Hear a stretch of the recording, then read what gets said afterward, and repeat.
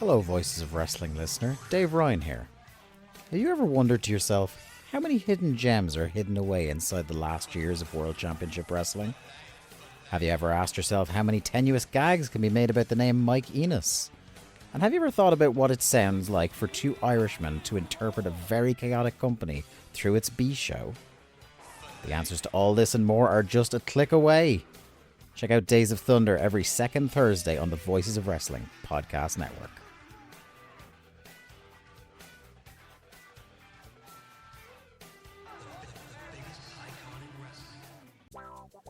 Do you like wrestling trivia? Then check out the 5-Star Match Game, the Pro Wrestling Quiz Show. I'm Joe Gagney, and every episode, I grill 3 contestants with 5 rounds of power-packed wrestling trivia. We have over 30 evergreen episodes in the archives covering WWE, AEW, Japan, Mexico, and much, much, much, much more. Play along at home and check it out today. Lowe's knows that more projects mean more tools. For a limited time, new and existing MyLowe's Rewards credit card members can get 12-month special financing on purchases of $299 or more, in-store and online. Don't wait to get the things you need. Get special financing today. Lowe's. We help. You save. Now through August 27th, choose 12-month special financing on purchases of $299 or more. Offer subject to credit approval and cannot be combined. Minimum monthly payments required. See store or Lowe's.com for details. This podcast is a member of the Voices of Wrestling Podcasting Network. Visit voicesofwrestling.com to hear the rest of our great podcasts, as well as show reviews, columns, opinions, and updates across the world of wrestling. To the highway in a brand new day. Over the rainbow, gotta let it go. So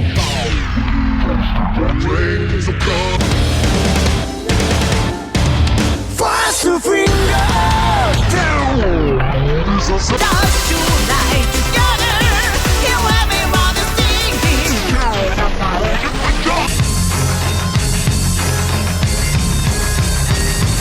You can't know what your part. Copy from what the truth.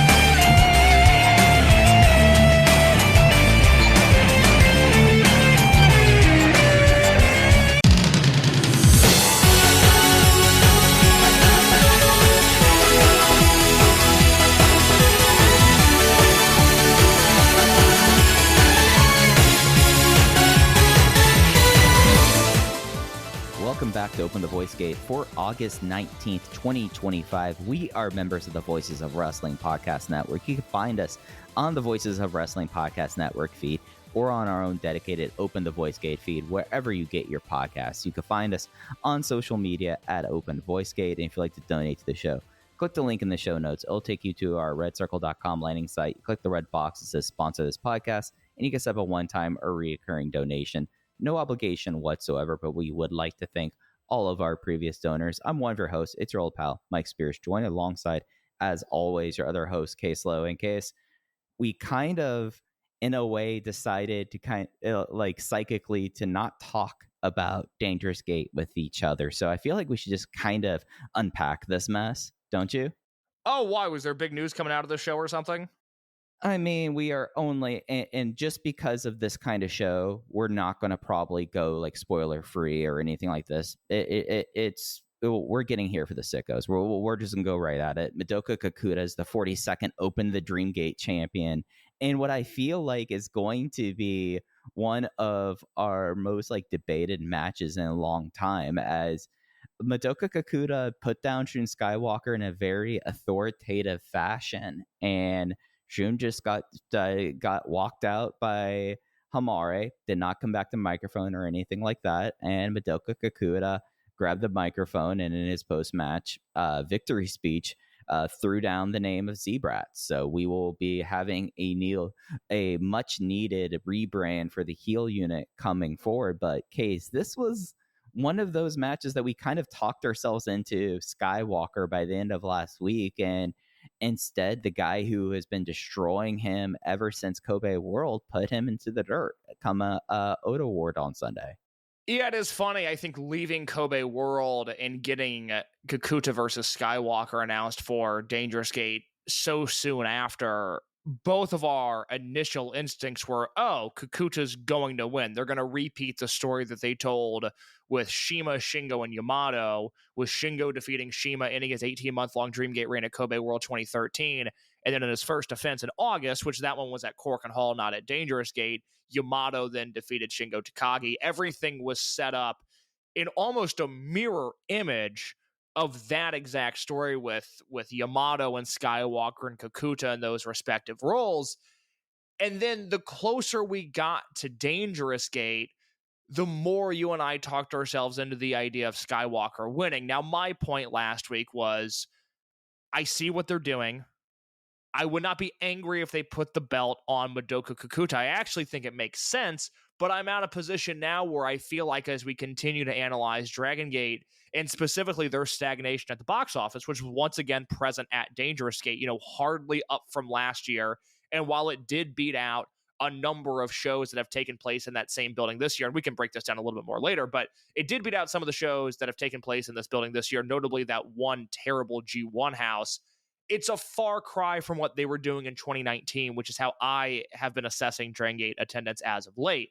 So my point was, we keep on finding ourselves in a booking pattern where we're saying the Dreamgate champion is setting up the guy that's going to beat him. And then that guy is going to be the guy. And then that guy gets the Dreamgate belt. And then he has a defense or two. And then we go, well, this guy's actually setting the table for this guy. And once this guy wins, then they're going to be off to the races. And then that guy wins. And it's been this vicious cycle for the last 3 or 4 years, including that year-long Yamato run. And so my point that I talked myself into and that I really wanted to see play out was, okay, well, Shun Skywalker was the guy. I think we all agree that he's the guy. He's the 1A star in this promotion. We are now fully out of an era where Yamato is front and forward in all of the marketing. It is Shun Skywalker now. Yeah, he is one.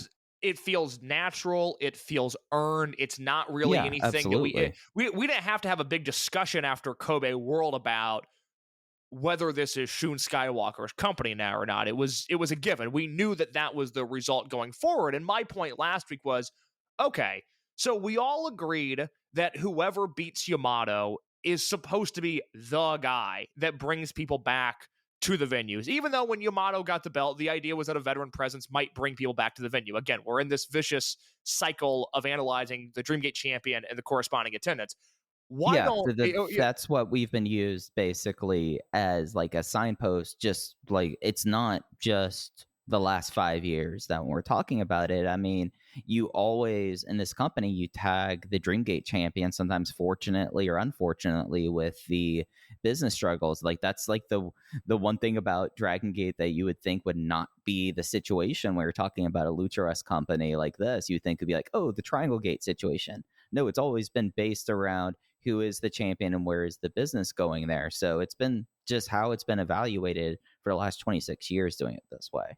And I wish the company would lean more on Triangle Gate or Twin Gate champions at times. Absolutely. I think I've said this for, let's say I've been reviewing Dragon Gate for 10 years. I've been saying this for 10 years. I wish the Triangle Gate championships felt like a bigger deal, but they don't, and they're never going to. And I've largely given up on that idea. But going back to Skywalker, it was like, all right, well, he was supposed to be the guy that got handed the ball and was going to run down the field. And while it makes sense for Madoka Kikuta to defeat him and continue the story of Kikuta's dominance, and by the way, he's been almost, dare I say, perfect since he turned heel. We didn't really like the execution of his heel turn in May, but everything he's done since, from destroying BB Hulk time after time to destroying Strong Machine J time after time to this match with Shun Skywalker, he's been nearly perfect. But I was kind of hoping Skywalker was going to break the tackle of this big defender and then continue to run towards the end zone, but we do not have that. We have a brand new 2-time Open the Dreamgate champion in Madoka Kikuta, who has now defeated Shun Skywalker for both of his Dreamgate reigns, which I find to be fascinating. Yeah, and I think that was something that Jay talked about on commentary, and it's always a situation where when we're talking about like the top level stuff in the company and the relationships thereof, one of the kind of complaints you would have say for the post 2018 era is that a lot of the generational rivalries that were there, especially in the original generation from like 99 to 2004, and then the new generation guys, the big six coming in afterwards, that was kind of left behind, and it was not really established as of after 2018. But I think Jay brought up that there is something with Shun, Skywalker, Madoka, Kikuta, and if you want to take the Reiwa 6 kind of way to look at it, and as that's kind of the person who is the proponent of the group, and then the person who is completely anti it from the start, and the fact that now you have this very compelling rivalry between the two just because there are 3 title matches that they've had that basically start with Madoka Kikuta dislocating his shoulder on an arm drag, and then it goes to Kikuta returning, defeating Shun Dead or Alive that year, and then now he has Shun Skywalker's number pretty thoroughly at this point. And it's a generational rivalry that I feel like we were kind of tapping our toes, like hoping to see one kind of develop, and this one just has been there, but it's just not necessarily one that we always think about first and foremost. That I kind of feel coming out of this kind of show, and where we go from this we'll talk about later, but there's now a lot of meat on the Skywalker and Kikuta bone, and the kind of depth there, I guess for lack of better words, case that was not necessarily thoroughly there outside of maybe Daya related things generationally. Like if you want to talk about like the whole scenario of Dragon Daya Inferno, and Skywalker, there was a bit of that there, but I feel like this is now more of a top line heading kind of rivalry that the company, if they keep on trying to put cards out of the house, out of their sleeves and their hats, and try to say, is this the answer? Is this the answer to get people more back in and more positive momentum? I mean, sure, at this point, why not? I mean, I still think Skywalker is the guy. It's just sometimes the guy is much better on the chase than he is as champion, and maybe that's the position we are in now for I don't know. Two. I mean, it's been 4 years since we've seen him not chasing, but as the champion. And when we did the Dreamgate rankings a month and a half ago, we had Skywalker's 2021 Dreamgate run as one of the best ever, an S tier Open the Dreamgate championship run. But he's a completely different wrestler than he was then, and I was kind of ready to see him, for lack of a better term, spread his wings as once again the champion and not the challenger, because now he is a 3-time Dreamgate champion with 2 purely transitional reigns. One reign in 2023 that was done to get the belt on Kikuta, as Kikuta being the babyface hero, and now one reign in 2025 with him to get the belt on Kikuta as the dominant heel. Real quick on the generational front, I'm looking at the roster here, and if you want to rank the long-term stories, I think Shun versus Kikuta has become the de facto number one. And this is a point that I made. I forget what show we were doing this on, but I made the point. It might have been Dead or Alive. I was talking about how exciting it is for you and I, because we saw a generation of rivalries come to an end, whether it be kind of starting with Tozawa leaving, and then Shima and T-Hawk and Lindemann leaving, and then Shingo leaving, and then just the way the card was shuffled around, and then even somebody like Kness leaving and Yoshino leaving. Like, we saw this very slow transition out of one era of the company into another. Now, you and I, specifically, because we are the way that we are, we devoured the fresh blood that was there in 2020 and 2021, and even going back to 2019. I thought all of that was very exciting. But now, Dragongate has told enough stories, and the roster has stabilized in a way to where we now have, once again, these generational rivalries. And I would put Shun versus Kikuta ahead of Shun versus Ben, ahead of Shun versus Yoshioka, ahead of whatever the Daya Yoshioka relationship is, with the caveat that when that turn eventually happens, I think that could vault its way into number one. But I think Shun versus Kikuta matters far more than, say, something like Yamato versus KZ. Shun doesn't really have that history with Hyo. I think the Shun versus Kikuta rivalry at this point is far more consequential than, say, Shun versus Luis Monte. I mean, this has become, in a weird way, the premier story of this company. And it's the type of thing that 10 years ago, it was a given that Dragongate was complimented for this sort of thing. They took an accident that happened in 2021, an embarrassing, awkward, humiliating situation, and they told a story about it that we thought concluded in 2023 with Kikuta's rebirth and Dreamgate win, and now we see the next evolution of this. And this is no different, to put it, on the highest pedigree possible. This is no different than some of the same beats that BB Hulk and Shingo Takagi had. This is no different than some of the beats that Masato Yoshino and Naruki Doi had. It's the same thing, and it has the same charm, and I wish it would have the same critical acclaim. Yeah, and I feel like that there is a level of depth with this that and maybe this is recency bias, but the idea that Kikuta in 2023 said, "Hey, I'm going to lead the charge. Here are the guys who are going to lead the charge with me." And you have the person who outright said, "I object to this." And now you kind of have like the positional kind of change that Kikuta didn't get that happen to him. Like the guys he chose, by and large, I think that we could all say are not carrying the banner the way that it was envisioned in 2023. So now he sees that like he has to destroy it all. And I find that very interesting and like that kind of context and also the way that when you look at how the classes have gone and everything just over the last decade, the fact that Shun's chemistry is with a class in 2021 a guy who debuted in the middle of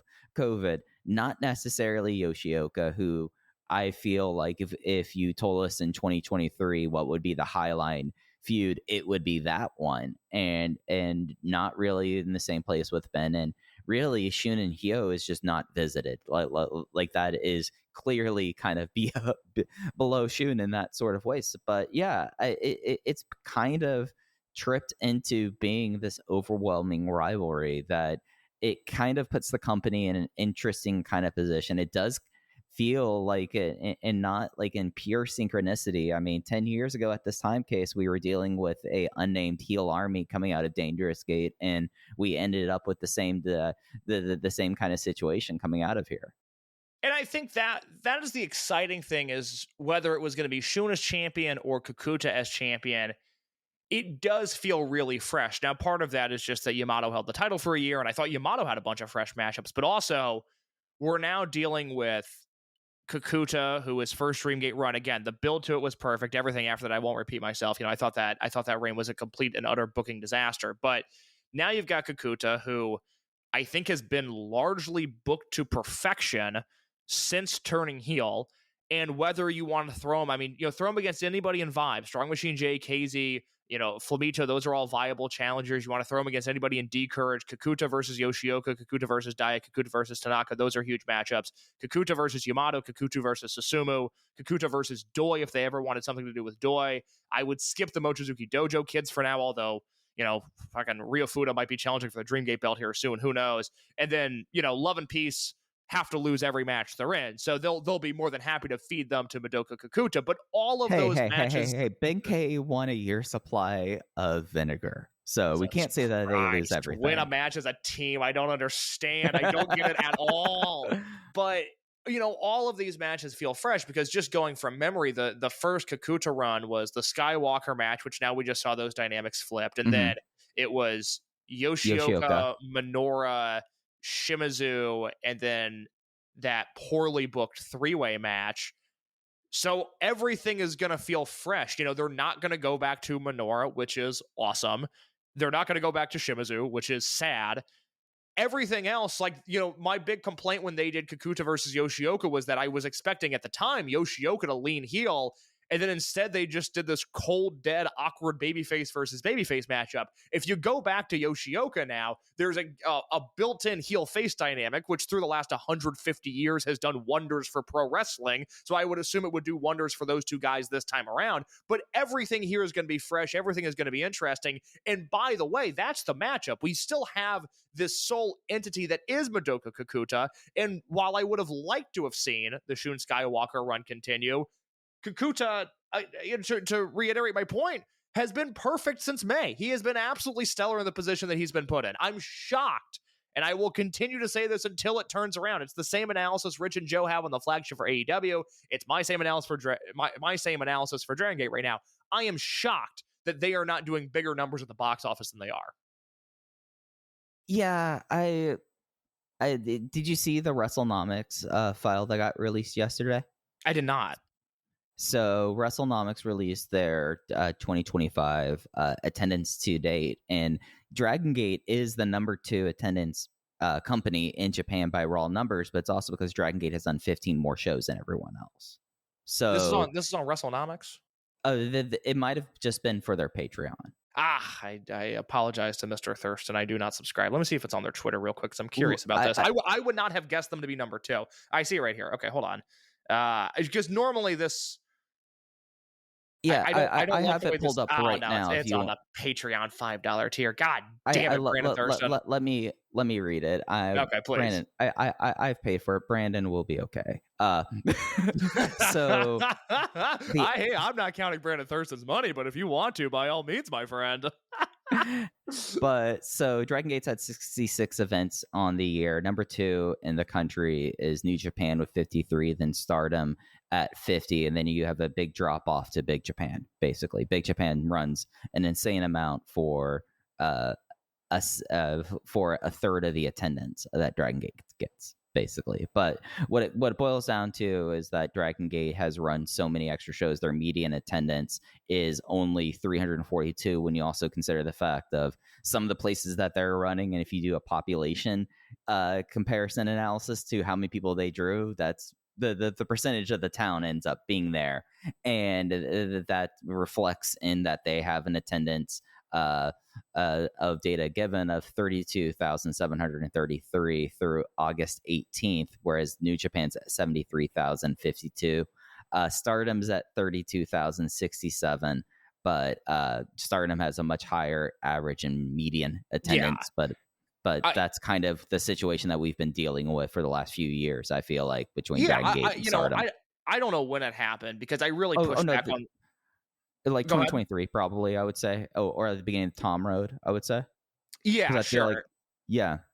Because my point during the pandemic, people were really quick to anoint Stardom as the second biggest promotion in Japan. And I was like, well, let's hold off for just a second. But unequivocally now, I mean, Stardom is not only the second biggest promotion in Japan, but they're the hottest right now. So I'm surprised that Dragon Gate, even with the amount of shows they've done, are number 2 for total attendance. But I never like that metric. I understand why it's done, but I don't like using it in an argumentative way, one way or another, because I think the Dragon Gate business model is so different than Noah or DDT or All Japan, and I don't know enough about Stardom to say one way or another. But yeah, this was a show that I'd had 100 more fans than last year.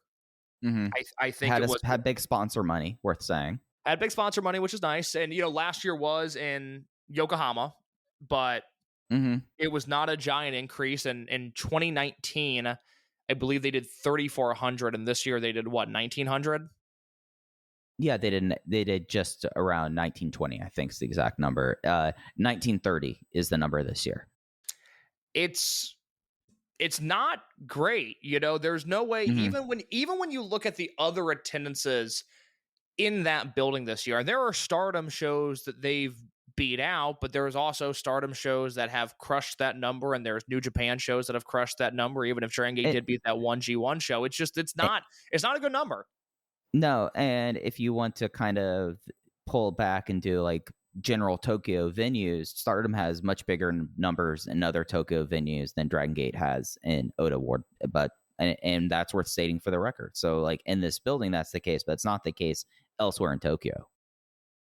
Yeah, good point there. So I'm at a bit of a loss on how to analyze their attendance for the time being, because it's mostly flat, but I really like the promotion. And so, and I to be clear, I really like the promotion's current booking is what I mean by that. I have no dog in the fight, no feelings on good or bad houses. It has nothing to do with a reflection of how I feel about the promotion. I just happen to feel like it's really well booked right now.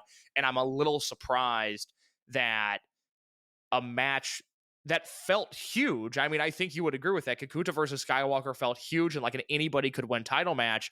And to not crack 2,000 fans, let alone maybe this mythical 2,500 number that I think if they would have done 2,500, we all would have felt pretty good about it. But they're not even close to that. No, and 2000 was kind of the number about feeling okay about that I said a couple weeks ago, right? Yeah.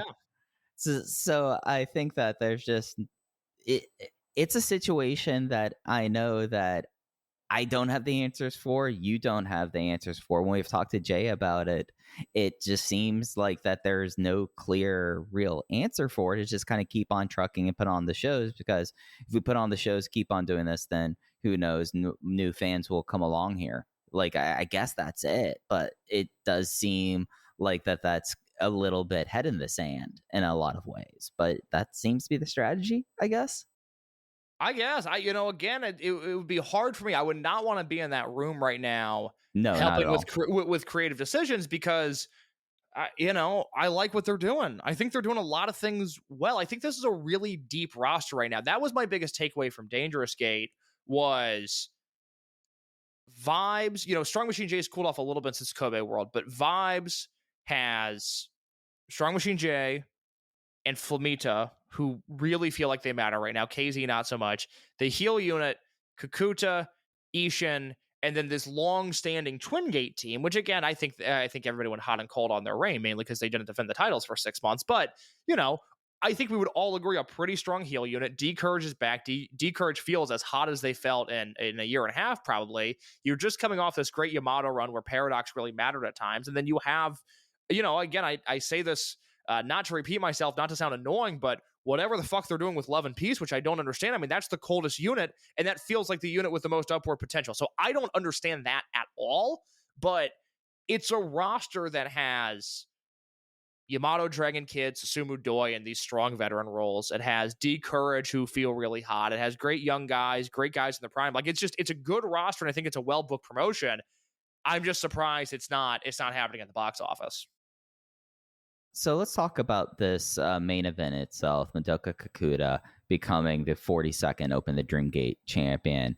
I feel like we are two kind of separate opinions of this. I think I came away liking this a good bit more, with the caveat that this was not a match up to the standards of basically any title match that's happened in 2025 in this company. Like, it's when you have a title match like this after the title matches that Yamato is having, and like, being honest, Yamato putting forth like a very strong, like most outstanding dark horse down ballot kind of presence just from his Dreamgate matches he was having. It was not that kind of match for me. I was 4.25 on it, Case, but it very much felt like in a lot of ways that this was the telling stories match, and it was how much you were willing to get invested in. Is Shun coming back from all of this? Is he coming back from all this? No. In the end, Madoka Kikuta put him into the dirt, dropped him on his head a couple times. Shun took a couple really gnarly bumps, both from lariats, but also from hip attacks. It was very kind of similar to other title matches in this building, a very dominant performance from the challenger. I know that you think that this might be in a situation where Shun might be working so much on a different kind of textual, like working, like wrestling working kind of level that might have hurt your enjoyment. But I kind of bought in on the story, and it was taken along on the ride. I rewatched it today thinking, was I just super up on it? And I just with the way that Skywalker kind of bumped his ass off in that kind of story, further cementing Kikuta as the unquestioned top dog right now, I thought it was really effective in doing that. Did you like it more on the first rewatch or the second? Or the first watch, or the first rewatch, I should say? I think I liked it more on the rewatch, actually. Okay. I only asked... Oh, go ahead. And I think that is because I went into it completely unspoiled. So, like, the fact that, like, Kikuta jumped him as Shun was stalking around the ring, and it turned into just a beatdown until Shun got a hope spot, and then he was pretty much on the back foot the entire match. I felt like expecting that kind of worked a little bit more for me and got me more into the first few minutes of it on the second watch. I haven't rewatched the match yet. I watched it live as it was happening, which I think is a relevant point to this review and to the review that I wrote over at voicesofwrestling.com, where I came away from this match with really strong feelings, but I'm still not entirely sure to almost use therapy speak, I'm not sure how to process what I saw in this match. For all of my years of writing about Dragongate, this match perplexed me more than just about any other, because I think in a vacuum, it was a good match. I think in a vacuum, it had really great moments, especially the finishing stretch. I thought there were things that were world class there.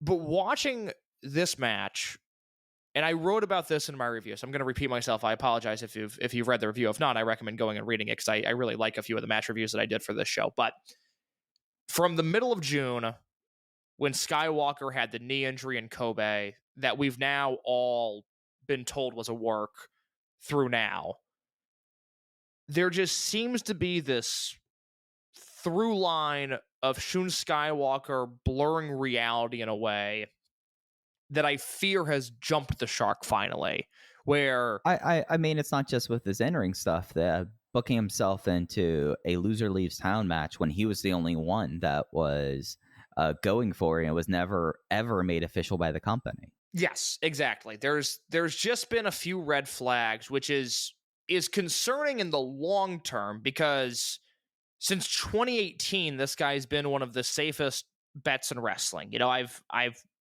said this a million times, but Skywalker going and doing the All Japan Junior Tag League in 2018, that is the turning point in his career. And everything from that moment on, he's had some of the best matches in all of wrestling. His hit rate in important spots has been, he's batting nearly 1,000. And at times where it seems like he is about to go off the rails from a character standpoint, he's always figured out a way to land the plane. He's become one of the safest bets in wrestling. He's become one of the most entertaining people in all of wrestling. You and I always talk about how, other than Pac, we feel like nobody understands their character better than Shun Skywalker. He's able to execute things that, quite frankly, he has no business executing. But I have officially lost blind faith in him. Not faith, but blind faith, whereas I would say, especially from 2020 onwards, him returning from that excursion, I was always under the assumption that no matter what he was doing, even if I initially maybe bumped on the idea a little bit, that he would figure out a way to get me invested. And what we've seen, you're right, it's not even from the knee injury. It's really from that loser leaves town angle. From the loser leaves town angle to the knee injury to the August Corkin finish, which is funny because I immediately wrote that off as a work, but then Jay was saying on his Blue Sky account that he thinks Shun might have actually gotten knocked out. To the way that this match has worked, it feels like we've crossed this point where he has quite literally worked himself into a shoot. And I felt like they were going for something in this match. And again, I'll add the caveat, I have not rewatched it, and I watched this match at 4 o'clock in the morning. And I was feeling it by the time this main event hit the ring. But the pacing of this match, the standstill nature of some of those forearm exchanges, and the overall aura that Shun brought to this match, I'm troubled by. I think on the surface, this was a very good match, and yet I kind of hated it. And Mike, I'm officially concerned by the work of Shun Skywalker. Am I making sense at all when I explain that? I see what you're saying. I do.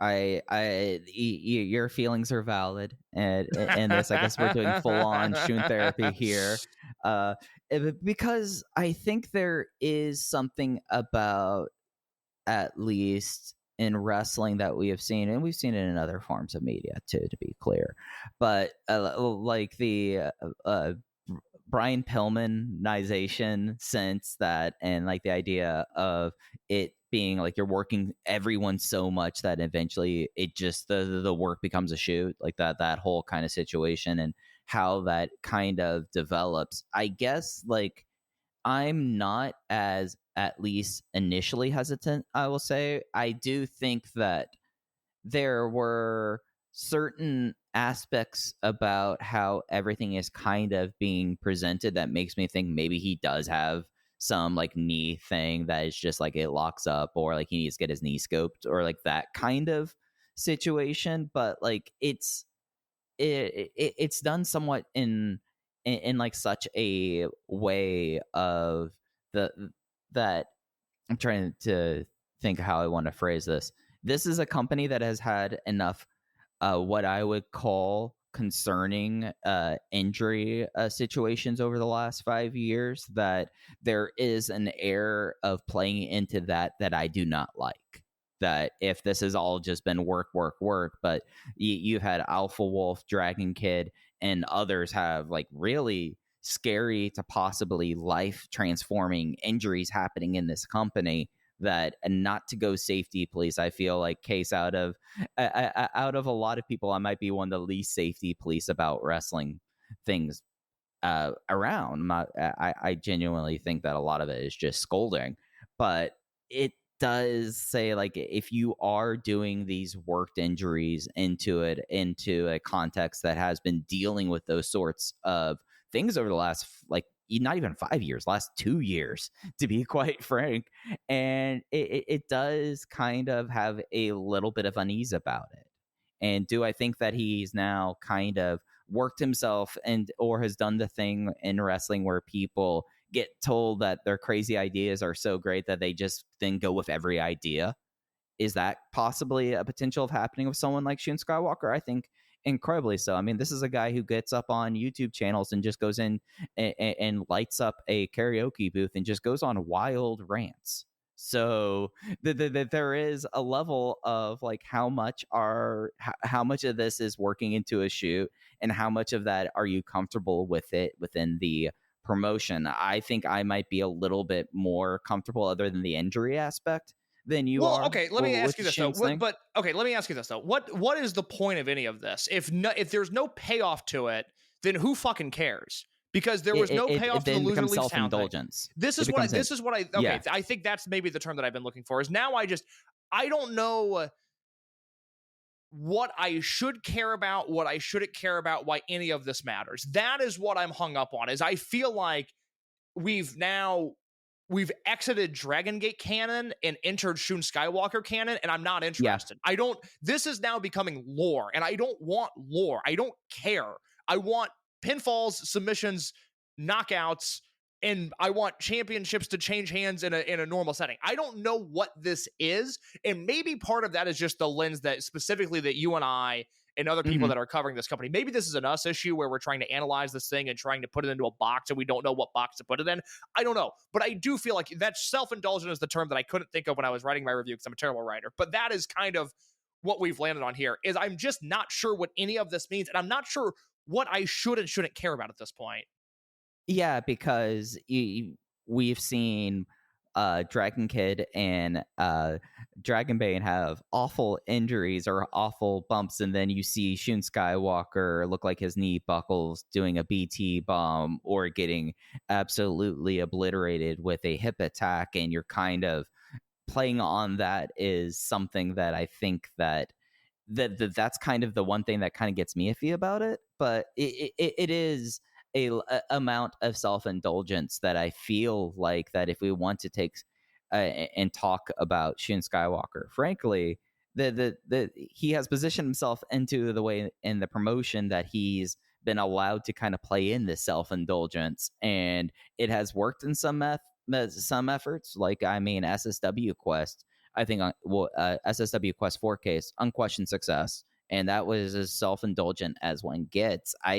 Maybe it is that your sensitivity towards it is turned up a little bit higher than mine, but I do totally get where you're coming from with that. Again, a lot of it goes back to the loser leaves town thing. If you go back and listen to the podcast we did right after that, so this would have been in the middle of June, I said I thought it killed a lot of the hype for the match, and that was when we weren't sure if this was going to be a company enforced thing or not, because I tend to not like loser leaves town matches because I don't trust wrestling promotions or wrestlers, and so I just always assume there's something bigger at play when that is announced. It's not 1970 and you're not heading to work for the Fullers. Yeah, it's a counterproductive stipulation more often than not, and I found that to be counterproductive because it was either it was gonna tip our hand that Shun was winning, or we were going to have so many other things to unpack, and I was going to lose my favorite wrestler from my favorite promotion. And so I didn't really want to deal with either of those things, and I felt like that was a real misstep, because the idea of Yamato versus Shun Skywalker in that context, happening in that setting for that Dreamgate Championship during that Yamato run, I thought that in itself was fascinating, with the loser having to then live with that reality. And instead we had this weird Shun thing that has just kicked off a series of events that have become now some of my least favorite things that he's done as a performer, rare blemishes on what I really feel is almost a perfect track record. But I don't get it. I don't know, like, I say this as like a card-carrying member of the Shun Skywalker fan club right now. I feel like the both of us are kind of on record with our opinions of the guy. Yeah, so, but I don't know what I'm supposed to feel right now. I don't know what the larger story being told is, because if he's off shows for a while, great, but then I need him to come out on Corkin and say that he's hurt and he's going to be out for a while and Hamare is going to hold it down and whatever this is. But if all of these injuries and knockouts, and like, it doesn't feel like the faux injuries, if we're going to live under the assumption all of them have been a work, I don't feel like that played into the Kikuta match. And if there's shoot injuries, then I think they did a poor job of implementing them into the Kikuta match. And I'm not sure why any of this matters. I'm very hung up on this right now because I don't know what I'm supposed to be getting out of this. Yeah, and it's also kind of a situation where, like, Shun was in a unique situation as a champion without a unit, being expelled from his unit, having basically his protege along with him. And it extracts it from like that booking kind of quagmire. But then I guess for me, what I'm really interested in, what I feel like is going to be the real situation behind this, if this is going to be like a Shun Skywalker, I mean, he is booked for Gate of Miyane, so it's not like he's going to go back to Mexico for 3 months. It's not that sort of situation. But if this is a situation where, okay, Shun goes away or it is gone for a bit and then has to kind of recalibrate and then bring back Hamare, and then probably by that time we're seeing more of the babyface side of him kind of come out, or more of embracing of that. I feel like so much of it is going to be dictated on what is this next step with the Shun Skywalker, because really now what this match has left me with is going, all right, so when is Kikuta versus Skywalker 3? Like, when are we building up to that now? Because that is really in a promotion that has like found that kind of rivalry, that is kind of where you have to go to with that, and what steps kind of go to it. Because I feel like that this kind of title loss and the way it was kind of conducted kind of positions you in a way that it will be Shun Skywalker taking the title off of him down the road in that fourth match. And and the fact that it's all contingent kind of on what this follow-up is sucks for right now. Like, there's no other way to kind of say that, but that's kind of where I'm kind of where my mindset is 48 hours after the show, at least, is it's all going to be what happens with Shun Skywalker. If he just misses 4 shows and you're back to just Hamare and Shun doing tag stuff, it doesn't seem like that this sort of thing was worth it. But if we're going to actually see like evolution and steps into what's the next stages of Shun Skywalker, what's the next stages of Hamare, and whatever like group that comes of that, then it's maybe we will look back at Dangerous Gate 2015 or 2025 in the main event a little bit more fondly. But it sucks that we have to wait until that, though. Well, I would be fine if, I don't want to say this was scrubbed from the record, but if it just became, hey, Shun and Hamare have to figure things out going forward, they have to get into a unit, I would be so into that. Whereas if we continue down this, like, is Shun hurt? Is he not hurt? Are there going to be weird finishes? Are there not going to be weird finishes? That I'm very quickly losing interest and patience in. So I would almost hope that, if let's say he comes back at Miyane, I don't know if he's going to work that early September Corkin or not, but I would just hope that he hits the ground running with Hamare and they just move on to that story. And then there is the point that you made of, at some point we're going to have Kikuta versus Skywalker again. I'm fascinated by the idea of Kikuta coming into a title match as the Dreamgate champion with Shun as the challenger. I'm also fascinated by the idea, and I mentioned this last week, that Shun Skywalker is now a 3-time Dreamgate champion. I think it's minus 20,000 odds on DraftKings that he'll become a 4-time Dreamgate champion. And at that point, he'll tie Yoshino and Shingo for the second most in history, which is just an anecdotal thing. I don't really think it means anything now, but I do think that's really interesting. Yeah, and I think that we've talked about him in this like last decade of MMA, and he's only coming up on his 9-year anniversary, but his 20s at least. And looking at like what all he's like done, yeah, no, minus 20,000 for that. And really, like we don't get to have that greater kind of Mount Rushmore discussion, because I feel like now the Mount Rushmore is dictated on what is the follow-up out of here. That's true. That's true. I mean, look, if he's not on my Dragongate Mount Rushmore, he's that fifth head popping out of the side. So I don't. You'd probably like it that way, to be honest. Well, I'd rather have him in the top 4. I'd rather see his career continue to prosper and with all due respect, knock Masato Yoshino off that Mount Rushmore. So we'll have to see. But I mean, look, the guy's not even 30 years old yet. He's a 3-time Dreamgate champion. So I find that just from the historical aspect of it to be very, very interesting. And again, I don't think it's doom and gloom. I think he'll be able to figure out a way, whether it's moving on from this story to just move on and prosper, or to maybe shock me and land the plate on this. I don't know what it's going to be, but it's the first time since 2018 that I've had doubt in his work. And that is, as both a fan and an analyst of this promotion, a little bit unsettling, because I will reiterate this point one last time. I think he's been the safest bet in wrestling during that time period. No, that's it's an interesting day that we are now in Dragongate, especially coming out of that main event there. Did you want to move on and talk about the rest of the show now, or do you have any other Shun and Kikuta thoughts? For those who are wondering, why aren't we talking about Z-Brats really?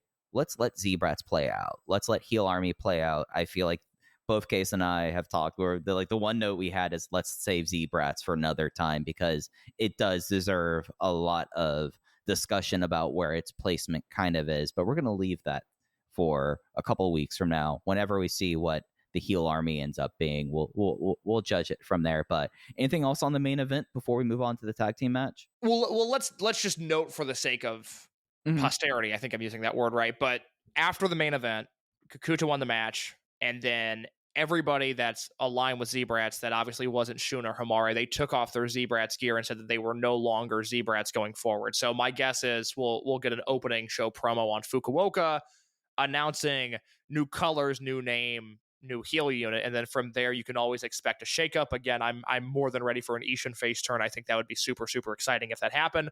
I also think there's a chance that we get Valletta back, because Valletta returned in September of last year. So there's a chance that with this new unit, and given the fact that Valletta is still on the roster page, that we get more of him, which I think would be great. But we'll do a Z-Brats Legacy show here sometime soon. I mean, we'll probably fold it into another topic, but it's a 3.5-year heel unit that started with, let me see if I can get all this right, Kai, Shun, Yes. Hyo, SB Kento, Diamante, and I think that's because Yoshida was never Z-Brat, so I think that's it. That's sounding right to me right now. So that's insane. I mean, we're talking about a masked Diamante, we're talking about SB Kento, we're talking about, Kai. This has always kind of been Kai's unit. It was Hyo was a part of it. I mentioned Hyo. Yeah. So, but Hyo was still coming out of that first push that he really had as big brain RED guy, and we weren't really sure exactly what they had with him, and it seemed like he was going to have a story that Hulk was in Z-Brats. Hulk was in Z-Brats. Okay, so there you go. Yeah, so this all feels like it was a million years ago, and I think the interesting thing with Z-Brats is we've seen more of them than any other heel unit, because they had an entire year where we had all the house shows making tape, and we watched those, and those house shows aligned with a time in which Kento was gone and Ishin and Kato were hurt, and we just had these Shun, Hyo, Kai 6-mans that were pretty bone dry. But if you didn't watch those, that doesn't affect their legacy at all. What I'm getting at a very long-winded way of saying, it's one of the most interesting heel units they've ever had. I think it's one of the best heel units they've ever had. And when we find the time and when we deem it appropriate to sort of do a Z-Brats retrospective, I think it's going to be really, really interesting, because a lot happened under their watch, and it drastically changed the careers for the better of, let's say, Shun, Hyo, I would say Jason. I would say Ishin. And at the very least, it provided a life preserver for Coach Minoura. Not sure if I would have left him behind and left him to tread water or not, but they did provide a life preserver for Minoura. No, that's entirely fair. Two quick things, but before we move on to it, these are just two guesses I'm going to have. I think we're going to see more of the Robo Bunny stuff that's been all over Kikuta and Minoura's gear. I've noticed that, like, starting at Kobe World, basically everyone who was not Hamare or Shun had a robot demon bunny on their gear. Have you noticed that so far?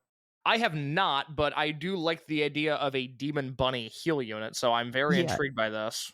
Demon robot bunny, it looks like they're on some Donnie Darko shit. Okay. Two, looking ahead to September. What if Valletta is Skywalker's ex, who then immediately turns on him to go with Heal Army? Because Skywalker's the one that was able to handle him. He was Skywalker's call. That is true. Again, that's going to be the interesting thing, and it's why it's why I'm frustrated that this Shun stuff is happening right now when it is, because we have whatever the fallout of him trying to join a unit, find a unit, and whatever the heal unit shakeup is. And I just want him to be firing on all cylinders for that, because I think those stories are going to be really, really interesting. So I can't imagine Valletta positioned in any other way other than the way that he's been. And I do worry that in this company specifically, if they were going to turn him, he would turn into a low-card comedy babyface very quickly. And I think the great thing about Valletta is the way that they're able to use him as sort of an upper mid-carder when he's in there. So, yeah, I don't know. I hadn't really thought about that, but that does feel like a possibility now. The Open the Twin Gate titles were another title that switched hands for us at Dangerous Gate, as Jason Lee and Kota Minoura's second title run has been ended by the original Decouraged Dragon Dai and Yuki Yoshioka with a Yuki Yoshioka high fly flow to win it. And I even though I was higher than you on the title on the Dreamgate match, I felt like this was pretty easily the match of the night, and the thing that I felt like match wise on a show that I thought in general very good. This was the one that I felt like was the match that ended up trending higher than I was hoping going into it. Love espresso, drip coffee, and cold brew? With the Ninja Luxe Cafe, if you can crave it, you can brew it. Espresso, balanced. Drip coffee, rich. Cold brew, in a flash. With Barista Assist technology, you brew with no stress and no guesswork. And make perfect silky microfoam hands-free from dairy or plant-based milks. Bring the coffee house home and unlock your favorites with the Ninja Luxe Cafe. Well, it was Coach Minoura Jason Lee match that didn't have a bunch of bullshit beside it, which made for a phenomenal match, because ultimately, and I don't always love that this is the ceiling that he has, but for all of his faults and all of his warts and all of his public humiliation, Coach Minoura is a phenomenal tag team wrestler. Yeah, and we had a phenomenal tag team match. I really ended up enduring this case. I thought that, especially the fact that you had that no bullshit, but that you're starting to really see Yoshioka and Daya at least finally kind of find that form that we did not see at all during Rey de Parejas. And really for Yoshioka, returning this felt like a lot more of a confident Yoshioka. I think that he's just not able to lift the way he used to lift, and this is kind of like the Masato Yoshino body type is what he is for now on, and it works for him. And I thought that this was a match that was just like, when you got in the closing stretch, you got a whole bunch of just classic Decourage stuff go on through it, and a very gnarly double cork as well. And I ended up adoring this. I was 4.25 on it. Yeah, so you end up with a sequence that starts with Jason going for the Hong Kong tornado. Yoshioka comes up, German suplexes him off the top rope. That leads to Minoura coming in, hitting Yoshioka with the jumbo knee, and then a last ride. He covers Yoshioka with his hand, just a hand on the chest. Yoshioka kicks out at 1. Minoru goes for another jumping knee. He misses. Battle hook doesn't connect, or doesn't put him away, rather. Daya goes for the DDT, but Jason breaks up the pin. Daya then hits a gorgeous Asai moonsault on Jason Lee on the floor, and then nail gun, high fly flow. Daya and Yoshioka get the win. And you made this point last week. It was something that I really hadn't thought about, which bad job out of me, but this was, in a way, sort of an era-defining tag match, and the fact that it was the first time that we had seen these two teams in a straight-on tag match is pretty incredible, given that 2022 and 2023 were largely defined by Daya and Yoshioka, and then kind of once Yoshioka got hurt, the de facto team became Jason Lee and Kota Minoura. They had a run in 2020, and then when Jason turned heel in early 2024, they went back to that formula once Minoura joined up with Z-Brats as well. So a lot of history was woven into this match, and I think what I liked most about it was it felt like two full-time, legitimate tag team focused teams. And even though I think Twin Gate matches are largely the highest form of wrestling that there is, we don't always get that. Sometimes we get all-star tag team matches that have all-star effort and all-star output and all-star results, but this felt like a tried and true tag team match, and I thought that was really, really fun.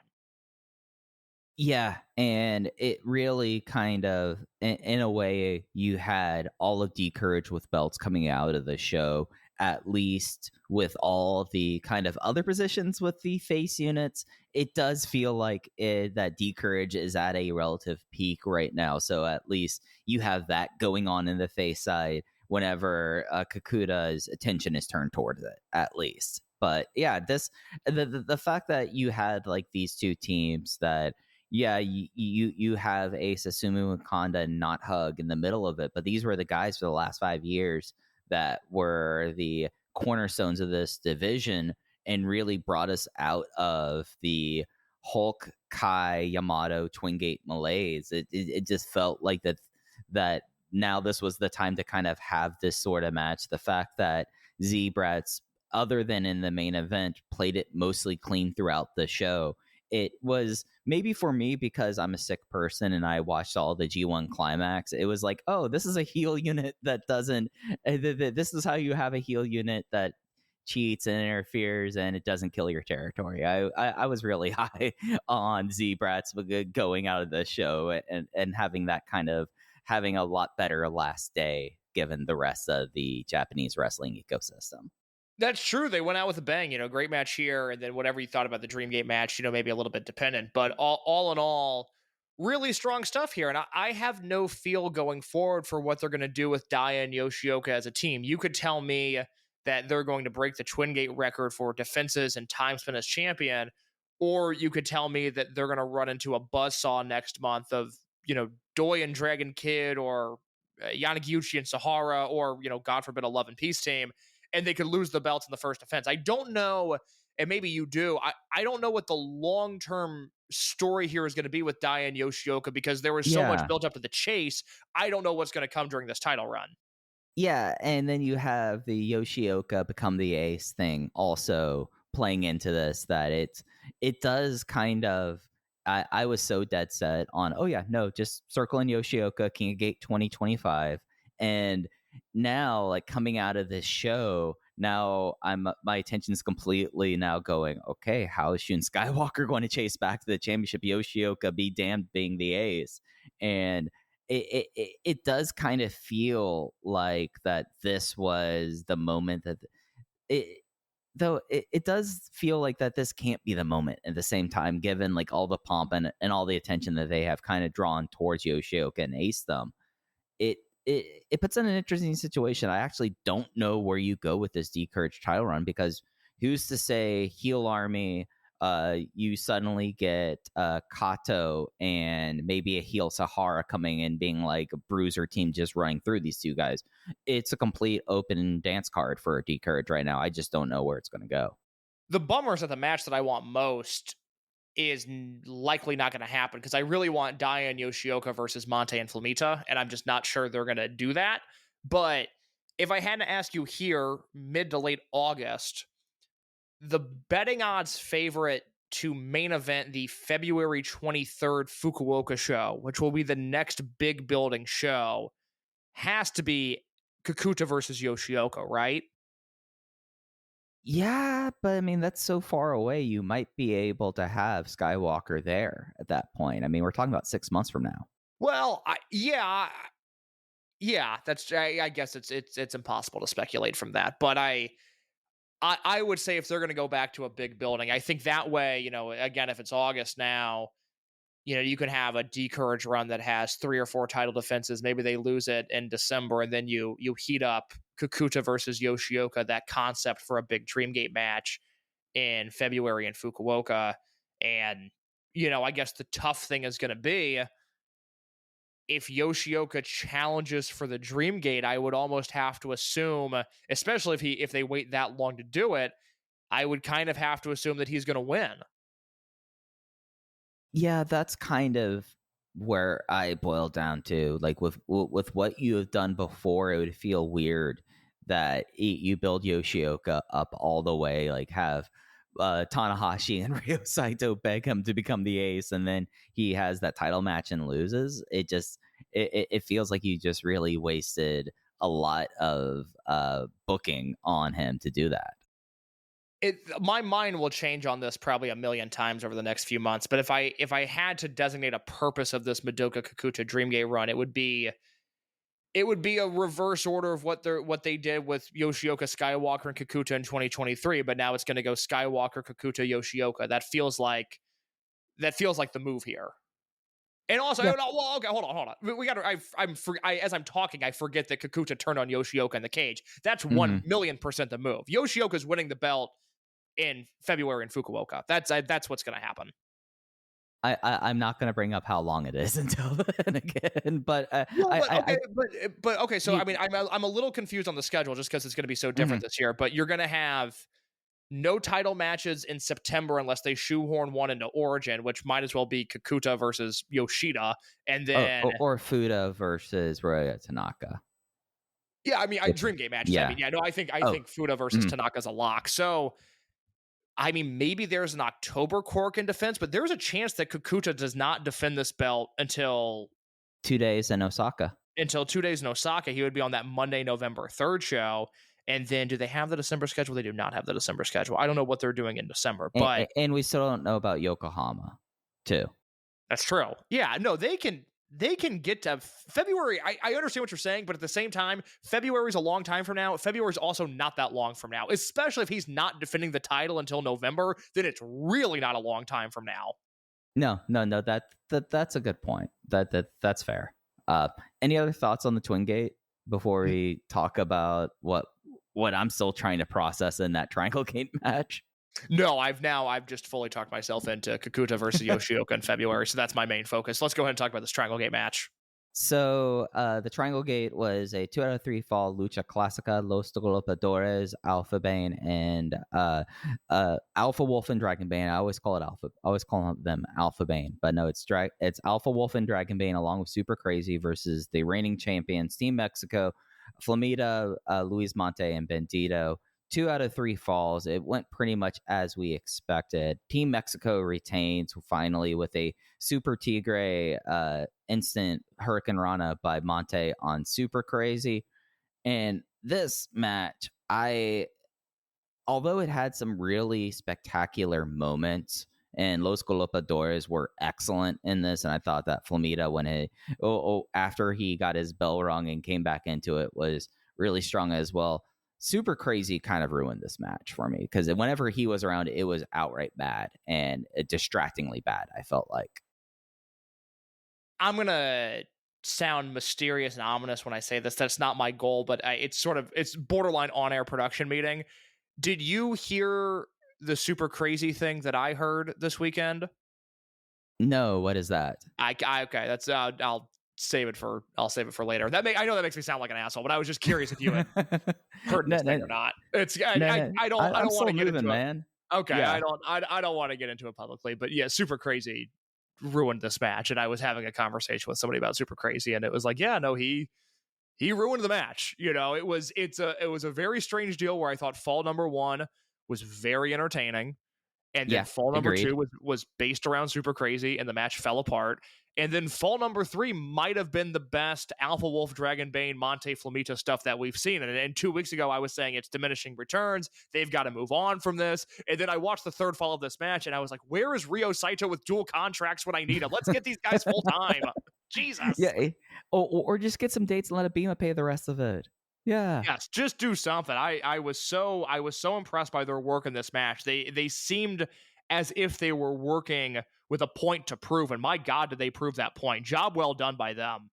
Yeah, no, like this is a match that I have at 3, that if you basically make this a 2-on-3, 2 out of 3 falls match, it's a 4-star match. Like, it's just super crazy. Was that awful to me. Like, he was slow. He was just doing comedy with Takayuki Yagi, and it was just like, man, that's not what we're here for this match to do. And then Flamita gets looks like he gets his bell rung by Crazy, and he gets pissed, and it's just like, at that moment I was just wondering how they were going to get the train back to the station with everyone aboard and alive. Well, they just kept him out of the third fall, and then, even somebody like Bendito, he had an interesting match because he did slip and fall on what looked like it was going to be an Asai moonsault attempt, which was a bummer, but he also had a bunch of stuff in this match that I thought looked great. In the first fall, he and Alpha Wolf did some stuff that was as clean as it was as clean as Bendito has looked in Drangate. He kind of finally had the footwork that I've been hoping that he would develop, where he did, and granted it was a little bit more lucha based than it was Drangate based, but he finally looked like a big guy that can move around the ring with other high level wrestlers. Yeah, it seems like that it took him a while, and maybe it was, as you're saying, doing this match more towards a lucha context than the house standard, but I feel like the last few weeks and really starting at Corkin, he has been pretty consistent and has showed kind of the growth that I would hope from some of the real bad moments we were seeing earlier this summer. Which, again, it proves that no matter who is running that dojo, who is running this promotion, or what era of this promotion that we're in, that there continues to be some level of special sauce with the way that Dragongate operates, where you saw it with Monte, you saw it with Flamita, you've seen it with the Bucks and Ricochet and Rich Swann and Pac and Seidel, and just we're gonna be able to add Bendito to that list here pretty soon. The other takeaway from this, and again, this kind of goes back to that dual contract point, but now if you're Dragongate, you've got to be doing everything you can to get Alpha Wolf and Dragonbane and Rey de Parejas next year, right? Yeah, I mean, if they're sticking around and available, you have to. I think. Well, are there rumors to them going? I'm out of the loop on Mexico right now. I'm just saying in general. Okay. I'm just saying in general. Like, I don't know anything about them, but I would just hope that you're able to be able to be like, hey, can we get them for 5 shows in February? Like, it's not a hard ask. That's right. That's right. Yeah. No, I mean, you just look at this roster and you would go, okay, KZ, Strong Machine J, I think that match would be super interesting. Jason and Minoru, I think that match would be super interesting. Daya and Yoshioka, that'd be great. Doi and Dragon Kid, I think would be fascinating for a number of reasons. Kame and Rita, I think would be great. Ben and Junior, I think would be fascinating. Ben and Tio would be fascinating. And by the way, Shun and Homari as well. I mean, you could put them... You would have to have an exceptionally bad block for them to not have a ton of matches that I would be interested in. Yeah, and there's even, like, for me, a little bit of morbid curiosity of been like, all right, let's see what they have to do against Takashi and Masaki Mochizuki.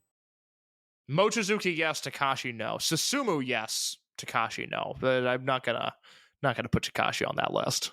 Ishin, yes. Now, Ishin, I'd like to see against these guys. Takashi, no. I would like for Takashi to go away. I mean, with the way that Ishin's looking at this, you might be able to soon do a 2-on-1 match. That is true. Good. That is true. Yeah, absolutely. The highlight non-title match on Dangerous Gate was Dragongate versus All Japan Pro Wrestling, as Dragongate was represented by Yamato, Dragon Kid, and Kazuma Kimura, who has had 4 matches in his pro wrestling career, against the Aoyagi brothers, Atsuki and Yuma, along with Ryu Inoue. It was a long, well-worked Boston Crab for Inoue to get the win over Kimura, and we got a little bit of one of my favorite things, Case, after the match from Yuma Aoyagi. Lore of people who wanted to get in Dragon Gate did not end up being there. Apparently, Yuma Aoyagi originally applied to Dragon Gate and did not receive a response. But this match rocked. I'll start here. I'm going to read from my written review, which I very rarely do. I try to differentiate the two, but I like what I wrote at the end of this match so much that I want to share it, which is that I wrote, I liked the work in this match just fine. It was what this match represented, however, that I was entirely enthralled by. This match represented the spirit of Japanese wrestling, the Japanese wrestling that I love in a way that few matches in 2025 have. Vibes would be underselling what I liked about this match. There was something deeper going on here. This match possessed the spirit of all things that are right about this art form when it's done at its highest level. And I'm saying that about a guy who has had 4 career matches. Unbelievable. Kazuma Kimura rocks. Like it's having every promotion needs to have a judo guy and have. Look, because... I wish you're so right. Every promotion needs a judo guy, America included. You know, we're getting cosplay martial arts with Speedball Bailey, and I think he's been great on big time TV. Actually, way better than I ever thought he would do. But not a judo guy. We need a judo guy. Yeah, I mean, I want to see someone almost dislocate someone's arm out of their socket and then slap on a cross arm breaker. And Kimura's really great at already doing a sick judo throw and slapping on a cross arm breaker, and had me on the edge of my seat screaming, "Tap out, you All Japan asshole. This is Dragongate." I was getting into it like you don't get matches like this, and I love how this Dragongate versus All Japan and kind of rivalry in service of Naruki Doi has kind of played off, because it's very refreshing in how kind of old school it is, but it's old school because it works, because you got to see everyone kind of pair off, and you're like, okay, Yuma Aoyagi, what are you going to do with Yamato? Well, first you're going to try to pants him, and then you're going to have some great wrestling going throughout the match. It just felt like this is what you want to have whenever you have someone stopping by for a big show in an interpromotional match. I was 3 3/4 stars, and I want to book Kazuma Kimura to the moon, and he's going to rip out everyone's shoulder. I'm glad you mentioned the pantsing spot, which is such a funny phrase that I never hope I say again, but I'm glad you mentioned the pantsing spot because it happened pretty early in this match, and when it happened, my heart kind of sank, because I was so into the angle at Cork, and I was so into the Doi Ishin part of it, and then the All Japan guys coming out, and then the way that Yamato called Inoue a green boy, and then the way that Kimura stepped up, which again, like that has become, in the now 6 years of Jay doing commentary, I think one of his most memorable calls has become Kimura and Inoue stepping face to face at Cork and Hall, because you could tell Jay was so genuinely surprised by how Kimura looked ready for the moment, which, you know, his point on commentary was a lot of guys would not be ready for this moment. So I had a level of expectation going into this match that when the pantsing spot happened, I went, oh man, they're gonna work this like a comedy match. Like, oh, what this isn't what I want. We're dicking around here when we already had the dicking around match in the Battle Royal. And then as soon as that ended, they stopped dicking around, and I thought what they did from there was absolutely incredible. And you're right, unfortunately this match does feel old school. This was one of my big complaints with Hiromu in 2023 was I found it to be borderline appalling that he wasn't doing a 2002 Liger tribute act when Liger would go to Noah and terrorize everybody. Instead, Hiromu was just having Hiromu matches in other promotions. And I thought that was really boring, and I was really disappointed by that, and I continue to be. You know, I feel like for the way that we think about him, even post-massive neck injury, like the reputation that he has as a worker, I don't really think is warranted at this point, because he does things like that constantly that disappoint me. And so to be able to have this match, which, I mean, God, this felt like the hottest interpromotional match other than the Kiyomiya Okada stuff that we've had in years, and we're doing more interpromotional stuff than ever in Japan. So that feels backwards, that feels wrong, but I'm so glad it happened on this show, and I'm so glad that, you know, we were talking about generational rivals earlier. All of a sudden we have this weird Inoue Kimura thing that I don't know if it'll ever be revisited. I don't know if we'll ever get more of a payoff than we did in this match to those guys in their feud, but oh my God, like that was electric. Yeah, and even like getting like Atsuki Aoyagi going up against Dragon Kid and like having that little bit of, he was trying to go for the super Frankensteiner, and then instead Dragon Kid just does it on him instead. Like you had like those kind of moments of outdoing each other that I felt like is really needed in matches like this, because like the Hiromu thing was just like him going through the motions and Yamato trying to make it into an interesting storyline, and this was not that at all. And it makes me want to have a lot more of the interactions in the build up to a show that we still don't know how we're going to watch, but I'm here for what we're doing right now in the meantime. And it also was just like nice things of like Yamato facing off against Inoue, the green boy, and then Inoue trying to get back at Yamato, and then Yamato just like within like 3 chops completely turning his chest bright red. And that was like what you want in these kinds of things. And it's old school, but it works. And I mean, there's sometimes that you know, as you were saying earlier, like what we want is, and one of the things that Dragon Gate does so well is allow the matches in the ring along with the storylines that can develop from that turn into compelling story making. This is a story that Dragon Gate does not tell very often. They don't really do this sort of thing, and it's just provided like a real invigoration, I felt like, on a card that, like, let's be honest, Case, you take this match in particular off the card, this is a underwhelming big show. I don't think there's any dicing of the words. You end up with only like 1 4-star match that is below the Dragon Gate working standard, right? But you add this match in, and instantly, like, I'm going to be thinking back to Dangerous Gate when we're doing the show from 5 years ago, and I go like, oh yeah, no, we had that really fun All Japan feud going on that same show that Shun Skywalker got the crap beat out of him. And I think that that's something very needed on this show, and I really appreciate it for what it was.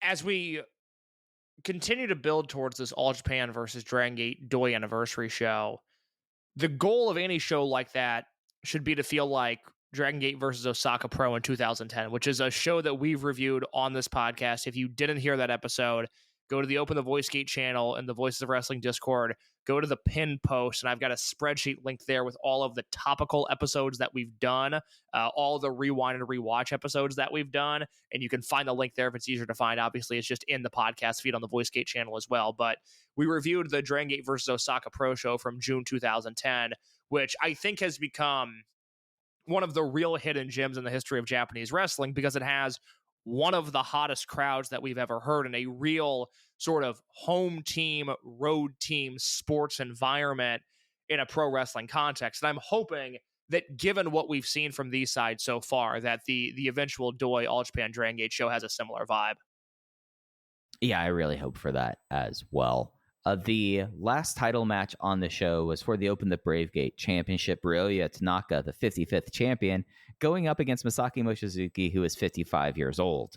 Ryoya Tanaka, in the first challenge of Masaki Mochizuki's career at the Brave Gate belt, was Ryoya Tanaka was able to defeat him with the Joker Strizer Stardust press that was a little better than the one at Kobe World, but not as good as the one against Jun Masaoka. It's a second successful defense, and we can now check off what does a Masaki Mochizuki Brave Gate match look like, and that is, let's do a Masaki Mochizuki match, but play it at 2.5 times speed.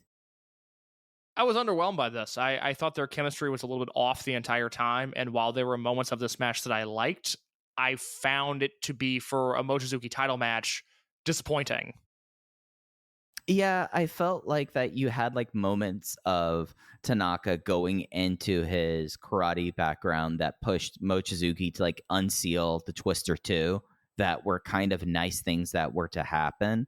But overall, I feel like Masaki Mochizuki would have had a better Brave Gate match against UT. I don't think that Ryoya Tanaka and the way that he wrestles and like the style of wrestling necessarily fits in that kind of way to with what Mochizuki seemed like he wanted to do in that match. It just didn't necessarily fully connect in the way that you'd want to. I still think it was fun. I still am glad that we got to now say, hey, Dangerous Gate 2025, Masaki Mochizuki's only Brave Gate shot. but I feel like that's what this match is going to be remembered for, not for any sort of great matchup between Tanaka or Mochizuki here. I agree with all those points. The Kantansu Prize Battle Royal was an aggressively long battle royal that had everyone do their large group dance entrances so you could do the party anthem dance on it. And Ultimo coming out to Separados. It took forever for this fucker to get going. And I usually don't curse like that, but it just annoyed me so much, case Benkei ended up winning. He got a year's supply of Kantansu vinegar, and it got everyone else on the show that did not have their usual spots because of all the outsiders. Yeah, the whole thing sucked. I was not into any of this.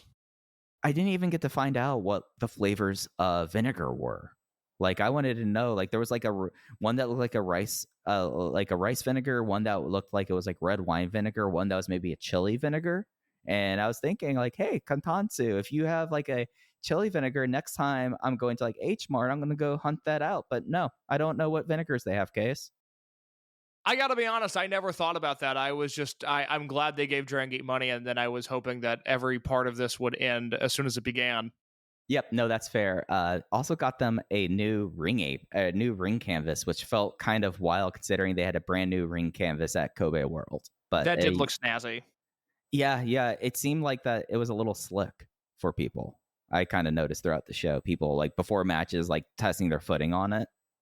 Oh, true. So, but getting to the other undercard stuff, it was Don Fuji led Mochizuki Dojo, so Fuji Heya, if you will, going up against Love and Peace. Akihiro Sahara, Daiki Yanagiji, Don Fuji, and Ryu Fuda defeat Hyo, Jackie Kamei, Mochizuki Jr., and Rita, because that's what happens to Love and Peace. It was a crazy like pump handle driver from Ryu Fuda that pinned Mochizuki Jr. Let me see what the official name for that move is called. It is called the Hiryu. It looked murderous, but yeah, they beat up Love and Peace again, Case. I'm completely baffled by this. I mean, I guess I'll give the Fuda thing real quick. I like his finish. I understand. Trust me, I get it. He's never had the Bravegate match in Sendai. They're going to do the Bravegate match in Sendai this year. I get it. Fine. I held his stock longer than most, but I would rather see them do something with Daiki. I would rather see them do something with Sahara. You now have Kimura in the mix. You have Hamare in the mix. I just don't care. Like, I don't. A Fuda as the third leg in a Triangle Gate team, sure, I can get into that. Hot finishing stretch, I'm all about it. Him making a Twin Gate challenge in the right context, I would find that to be very interesting. But I don't know when it happened, but I lost patience with Fuda as somebody that I'm ever going to really care about. And so to see him get this win, even though I understand what they're setting up, at the expense of Love and Peace, I'm blown away by it. A couple nice moments in this match. Don Fuji did absolutely nothing. Collect that payday, playa. We appreciate that. And Akihiro Sahara did like this diving or like this apron tackle that looked like death that I really enjoyed. It was really supposed to be just a simple football tackle, but I don't know what happened to where both he and Junior looked like they fell out of a building despite only falling off the apron. Like, I don't know what happened physically, but it was completely insane looking, even though I don't really think it was supposed to be. Yeah, it was like that Junior did the Hangman Shooting Star apron bump off of it, and it's just like, man, okay, that's something. Opener, Hamare versus Ishin. Ishin got the win with the Jinchu in a really fun 9-minute opener. Ishin is clearly like 120 kg right now. He's looking fantastic. Koji Ishinriki was apparently shouting out things from the crowd, and Hamare just looked like he was like floating in air at times in this match, and that is something about him that I find remarkable, because it used to be the corner cutter that he would go up and come down. It would look like that he had abandoned the laws of physics. There was a lung blower that he's like just transitioning around to hit the lung blower, that it looked like that he was like hanging in air for an extra like fraction of a second, that I thought was insanely cool, Case. Well, he's a natural babyface, and that is the exciting point, is that outside of his literal debut match. Because I wouldn't even include the Korakuen match from earlier this month. This felt like the first time that we've seen Hamare as an unabashed, 100% aligned proper babyface, and it goes to the point that Jay made. I think this was before the Dead or Alive, or I guess this was the Dead or Alive preview pod. So before Dead or Alive is what I was trying to say. But he made the point of people really want to cheer Hamare. He does all this flashy offense, but he's still a heel. And now we're just seeing him naturally transition into being a babyface by not changing anything, which I think is pretty awesome. Yeah, I really want a face Hamare versus heel Ryoya Tanaka Bravegate match. I think you'll get that as a Dreamgate match here sooner rather than later. This is the noise me rubbing my hands together with that. Yeah, I saw you made that point in the Discord that Tanaka, we haven't seen him as a heel, but that feels like it's going to be a natural step in his career, and I think one that he's going to run to and I think do very well in. And I think we're seeing with Hamare that I always made this point during the 6 months that Takuma, Fujiwara, and Kento were on the roster together. I go, right now Kento's positioned as a heel, Takuma's positioned as a face, but then when Takuma went to Mexico, he was such a natural heel. I was like, the money match is face Kento, heel Takuma. And I think with Tanaka, there's a very similar thing where we're not seeing him as a face right now, but we're not seeing him as a heel right now, but I suspect he's a natural heel, and Hamare is a natural face. And I think that's a money match going forward. But that's years from now. Yeah, it's just like Ryoya just has like a natural smugness about him and effortlessness that I think leads more towards heeldom, I would say. Whereas I agree Hamare, with that. Yeah, with like the flashiness, and I mean, he was even in like the Bravegate tournament was getting crazy calls in Kobe for that. So I mean, like he is going to really take to that. But Case, that was Dangerous Gate 2025, one of those shows that I feel like we're going to have a lot more of a concrete opinion about as we see things play out. I'm very curious to see where it goes. This is a stepping stone show, which sometimes on these big shows, I find that to be dangerous. I want a little bit more finality in these shows, but going forward, I'm going to be very curious to see how they followed up with this. I will be too.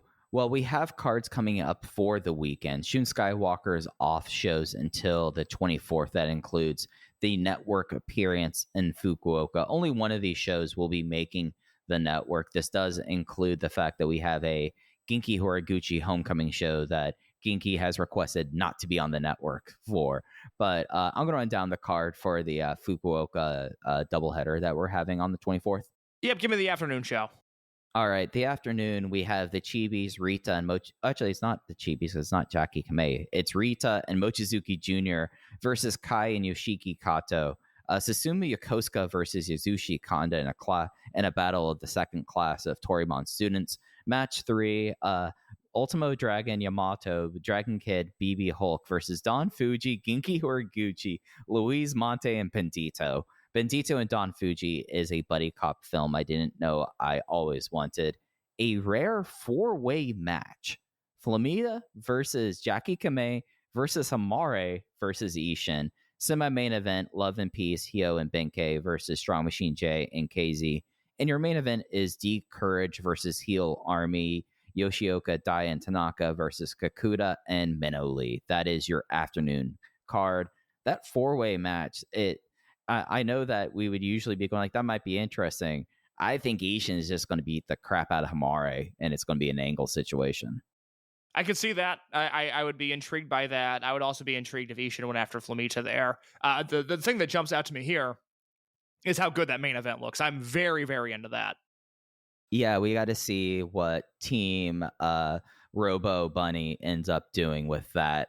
Your evening portion opens up with Yamato, Dragon Kid, and Kazuma Kimura, who I'm just going to call the Paradox Assistant because I like it, and he should keep on teaming up with them. Going up against the... I think your dog likes it too. yeah. Case, I'm going to take this again. Kingsley just got home. No, you're fine. You're fine. It worked out great. I don't mind. I'm barking for Kimura too. I get it. I had the same reaction. The big dog Kazuma Kimura. Who let the dogs out? Kazuma Kimura. If we were talking about Punch, I would have you redo it, but we're not. It's Kimura. It's fine. Keep going. All right. He's going up against Heel Army, Madoka Kikuta, Kota Minoura, and Jason Lee. Singles match, Don Fuji versus Genki Horiguchi. That's not going to be a physically strenuous match, if you ask me. Match 3, Ultimo, BB Hulk, Susumu Kagatora versus Love and Peace, Hyo, Benkei, Jackie, and Rita. Yuki Yoshioka and Ryo Tanaka versus Strong Machine J and KZ. Singles match, Dragon Dia versus Hamare.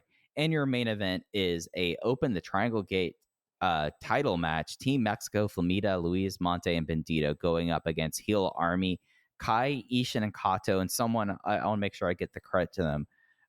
And the Voices of Wrestling Discord pointed out earlier today that this was the third time that this Z-Brats team has been in a Triangle Gate match this year. Inferno and the Voices of Wrestling Discord brought it up here. And I'm just going to say this is where I feel like that this could be a Kai face turn.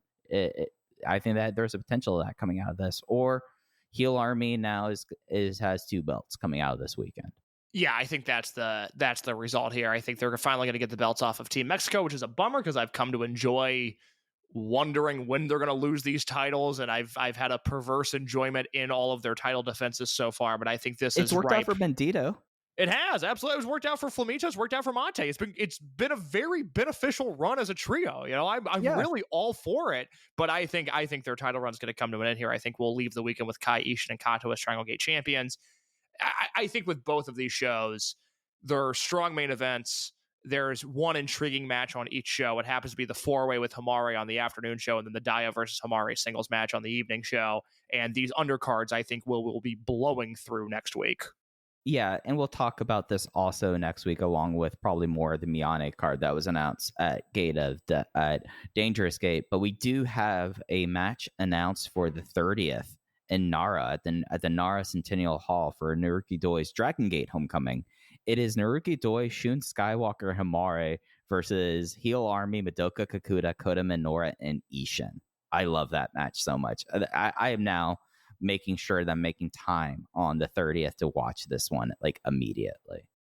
Yeah, you know, it's a very intriguing match. I guess I'm most curious to see if the finish is Shun Skywalker shooting himself in the chest for the count out, because I don't trust him in finishes anymore. I don't know what they're going to do, but on paper, it looks like a super fun match.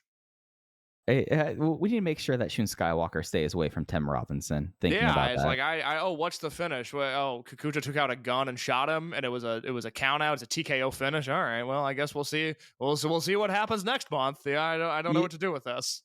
Kikuta got back in the ring at 19. Yagi went 20, and then the cops came. Exactly. I was like, all right, I guess we're done here. I don't know what to take away from this. I'm not sure what story they're trying to tell. Anyways, go see Naruki Doi the merch table.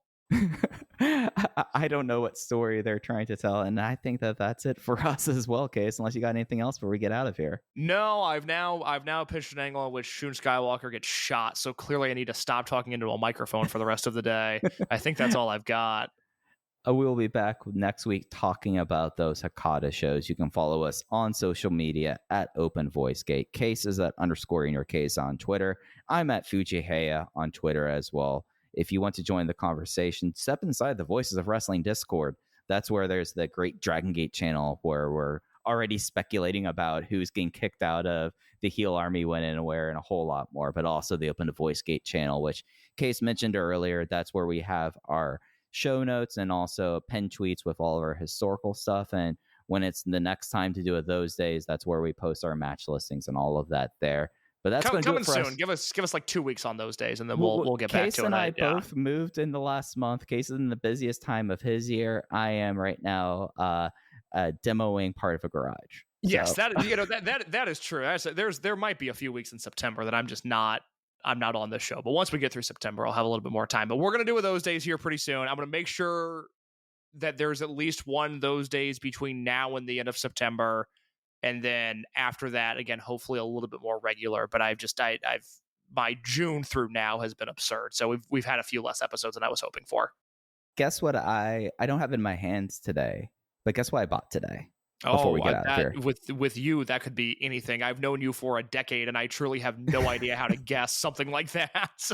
So I've accumulated a lot of just interesting wrestling stuff that I did not have anything to do with. A lot of like old magazines, and then like whenever I would get some stuff from Japan, they'll have like show posters and stuff like that. And I decided, okay, in my office, I have the side that is like the more professional side, and then I have like my fun stuff there. And I'm starting to like take some like these old 70s, like just like pulp wrestling magazines and putting them on the wall kind of as decorations. I decided that I needed to start getting some old Shoe Pros and gongs up there, case. And I found the February 22nd, 1994 Shoe Pro with Great Sasuke on the cover talking about how they were swindled in Tokyo. It's Sasuke with the mic, right? Yes, in a suit. I know. What a wasted life. I know exactly the cover you're talking about. It makes me feel both proud and very, very sad. That's a fantastic purchase. Not the dumbest $10 I've spent this month, but yeah, I'll take photos of all the ones that I got because I got some interesting ones, and I'm trying to get I have way too many like towels, like wrestling towels. I'm trying to figure out what to do with. It's a great merch item. Yeah, I noticed, and it's like I have no interest in any of the AEW ones, but I noticed they were selling the Will Ospreay scarf at the AEW shows that I went to, and I was like, oh, that's good. That's good. The cheering towel, the people love the scarves. I go, that's good merch. Good for them. Yeah, no, like that, and it's like the great answer to like why instead of like doing like fan signs, you buy the towel with your wrestler on it, and I think it's great. And I think they look really good. I wish. I mean, I know the Dragongate merch situation was a little bit weird in Vegas because there was the one venue where they weren't allowed to sell merch. But I wish if they would have had the towels in Vegas, I would have come home with a much heavier suitcase. Oh yeah, I'd be like, Hio, I need to have your big hug Black Panther towel, please. Hey, by the way, I'm glad you mentioned Hio. You're doing the written review for Gate of Miyane. That was decided. That was decided in the Voices of Wrestling Discord live during the show. You can scroll up and see as they were. We'll talk about the Miyane card probably next week when we have more time to. Yeah. But I decided once I heard the card, I made the executive decision that you will be doing the written review because one, I actually that week for me at work is insane. I might not even be on the pod that week, but Danshuku Dino and Hio are in a 6-man tag, and my friend, that is all you. Yeah. Also getting Fujiko and also Mochizuki in on the act on that one. Let me tell you, won't be watching it. Gonna hit the skip on that one. Joe Gagney will beat me in Dragongate footage watched again this year. Not touching it. Whereas I am sitting here going like, all right, so we're definitely getting like Ultimo Machine. That's sick. I know who that is. I'm like, I don't know who Watashi would be. And the more I'm thinking about this, the more I'm like, yeah, no, I am the person who did the first Joey Janela Spring Break review on Voices of Wrestling. It is entirely in my character to be the one that has Gate of Miyane. Like, that's all you, brother. Hey, man, Can't wait to see what you write. Looking forward to it. Won't be doing the written review for that show. Not gonna happen.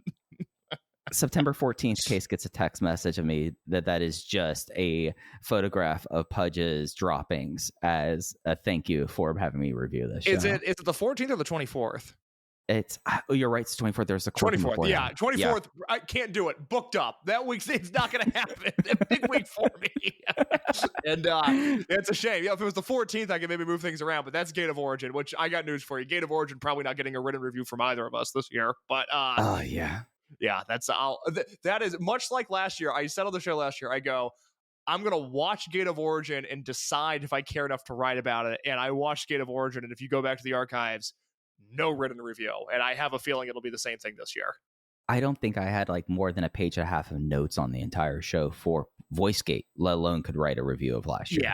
Yeah. But Gate of Miyane, all you. Hey, man, looking forward to it. You're the one with the Gate of Miyane t-shirt. You're the one that Benkei had to go tell people that you had that t-shirt, and some random white boy is walking around Las Vegas with a regional Japanese broadcaster on his chest. President Keto, incredibly curious as to where I got that t-shirt. And thank you to the listener again who sent that Gate of Miyane t-shirt to me because it was a huge hit with the roster in Vegas. Keto, again, super, super curious as to where I got that shirt.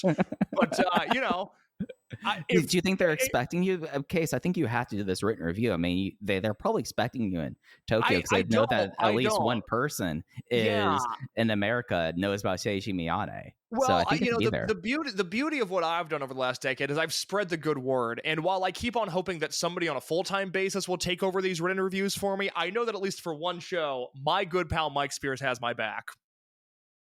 I need to get you to lose my number for that. All right, everyone. We'll be back with you next week. Have a good week, everyone. Take care.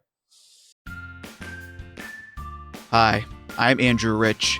And if you're like me, you look at the state of modern wrestling discourse and think, wow, what a cesspool. That's why I'm here to tell you about Music of the Mat Remix. That's right, your favorite wrestling music podcast is back with a new format, where I bring on a guest and we play songs related to wrestling-themed topics. It could be a wrestling reference, a wrestling concept, a wrestling pun, things of that nature. Now you might be saying, Andrew, that is a very, very tenuous connection to pro wrestling on a wrestling podcast network. Is this just an excuse to hang out with your friends and talk about music and ignore the rest of the wrestling landscape? Yes. Yes, it is. So listen to Music of the Mat Remix on the Voices of Wrestling Podcast Network, available on Apple, Spotify, or your podcast player of choice. Wrestling Omakase is back, baby! The weekly podcast that takes you across all the top promotions on the entire Japanese wrestling scene, from New Japan to Stardom, Noah, DDT, All Japan, Mari Gold, Dragongate, Tokyo Joshi, Sendai Girls, and a whole lot more. I'm John Carroll, a fan of Japanese wrestling for over 20 years, and every week I'm joined by a rotating cast of guest co-hosts as we break down all the top promotions in Japan, men's and women's. Check out Wrestling Omakase right here on the Voices of Wrestling podcasting network today.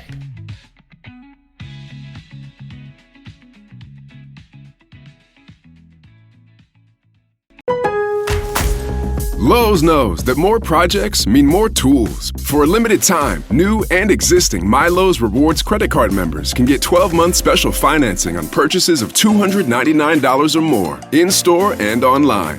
Don't wait to get the things you need. Get special financing today. Lowe's. We help. You save. Now through August 27th, choose 12-month special financing on purchases of $299 or more. Offer subject to credit approval and cannot be combined. Minimum monthly payments required. See store at Lowe's.com for details.